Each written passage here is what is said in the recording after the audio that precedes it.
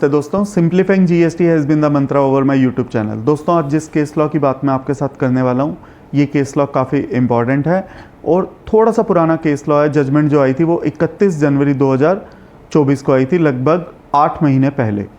दोस्तों, case law का नाम है Yash building material versus state of Uttar Pradesh और जो जजमेंट डिलीवर की है वो इलाहाबाद हाई कोर्ट ने डिलीवर की है। जो केस में जो क्वेश्चन उठा वो ये उठा कि क्या ऑर्डर को डायरेक्टली इशू किया जा सकता है या पास किया जा सकता है डिपार्टमेंट के द्वारा जब नोटिस को ही इशू नहीं किया गया।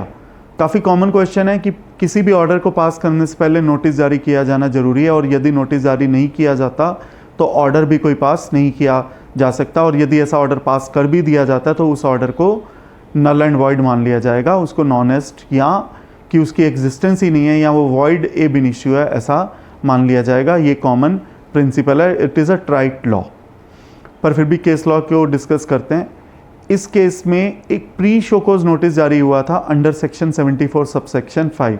दोस्तों, जो प्री शोकोज नोटिस जारी किया जाता है वो जारी किया जाता है in the form DRC 01 capital A, और उसके बीच में एक अपॉर्चुनिटी दी जाती है SSC को या पिटिशनर को कि या तो आप अपना रिप्लाई दे दीजिए या रिप्लाई नहीं देना चाहते तो आप जो आपका टैक्स इंटरेस्ट पेनल्टी जो भी एप्लीकेबल है वो जमा करवा दीजिए। और उस केस में डिपार्टमेंट के द्वारा नोटिस जारी ही नहीं किया जाता और विदाउट इशूइंग शोकोज नोटिस एक केस सेटल हो जाता है, जिसको प्री शोकोज नोटिस में एक अपॉर्चुनिटी मिल जाती है SSC को इन the form DRC 01 A। But in case वो रिप्लाई दाखिल करता है बट वो रिप्लाई डिपार्टमेंट को सेटिस्फैक्ट्री नहीं लगता या वो कोई रिप्लाई देता ही नहीं है, in that case adjudication proceeding start and in that case notice is issued first in the form DRC 01 and then एक ऑर्डर पास किया जाता है in the form DRC 07। DRC 01 summary of show cause notice है, एक साथ के साथ notice भी जारी होता है, चाहे वो 73 में सेक्शन 73 में जारी हो या 74 में जारी हो, और बाद में इसका एक डिटेल्ड ऑर्डर भी पास किया जाता है under section 73 and 74 and summary of that order is also given in form DRC 07। But जो DRC 01 A है वो प्री शोकोज नोटिस है, वो शोकोज नोटिस नहीं है। इस केस में DRC 01 A जारी हुआ बट उसके बाद कोई नोटिस जारी नहीं हुआ, सीधा ऑर्डर इशू कर दिया गया अंडर सेक्शन 74 सबसेक्शन 9। जो प्री शोकोज नोटिस जारी होता है वो 74(5) में होता है, जो नोटिस जारी होता है वो 74(1) में होता है और जो ऑर्डर पास होता है वो 74(9) में होता है। तो जो 74(1) में जो नोटिस जारी होना चाहिए था वो नोटिस जारी नहीं हुआ और सीधा ऑर्डर पास हो गया, और इसी बात को लेकर पिटिशनर ने रिट पिटिशन को लगाया before honourable Allahabad high court. और इलाहाबाद हाई कोर्ट ने यही कहा क्योंकि इस केस में नोटिस जारी नहीं हुआ है तो ऐसे ऑर्डर को इफेक्ट नहीं दिया जा सकता, ऐसे ऑर्डर को सेट असाइड कर दिया जाएगा। पर दोस्तों, इस केस में एक बात और देखने वाली है।